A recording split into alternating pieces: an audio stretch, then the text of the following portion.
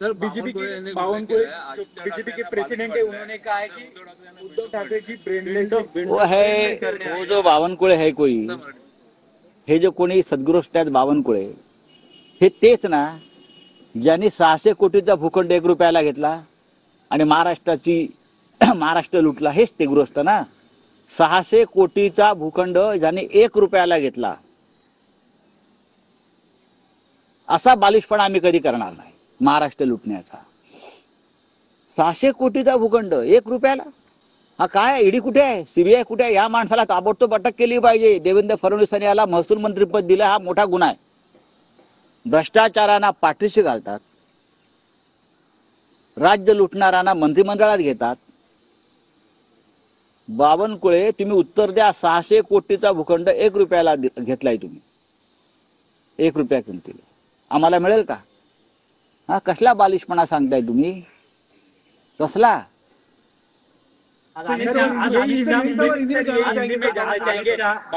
अरे छोड़ो, बावनकुळे कोण आहे यार? क्या है बावनकुळे? बावनकुळे बावनकुळे बावनकुळे रावणकुळे.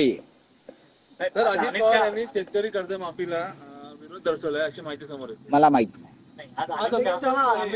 एक बात ऐसी है भाई की भाजपच्या जाहीरनाम्यात 3 लाखापर्यंत कर्ज माफ करण्याचं त्यांनी वचन दिलंय. भाजपच्या जाहीरनाम्यात 3 लाखापर्यंत कर्जमाफीचं वचन आहे.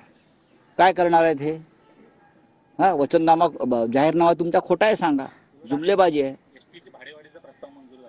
हो, मग आता सगळं वाढवणार ना. ज्यांनी त्यांना मतदान केलंय त्याच्यावर त्यांचं रिॲक्शन घ्या तुम्ही. आता ज्यांनी त्यांना मतदान केलंय, विकत मतदान घेतलेलं आहे, 1500 रुपये, 2000, 5000, आता ते वसूल करणार ना. ही वसुली गँग आहे सरकारमधली. चला कोण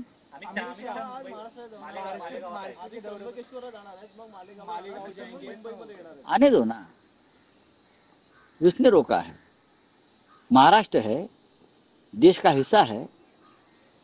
देश के गृह मंत्री अगर आते हैं, तीर्थ यात्रा करते हैं, तो अच्छी बात है.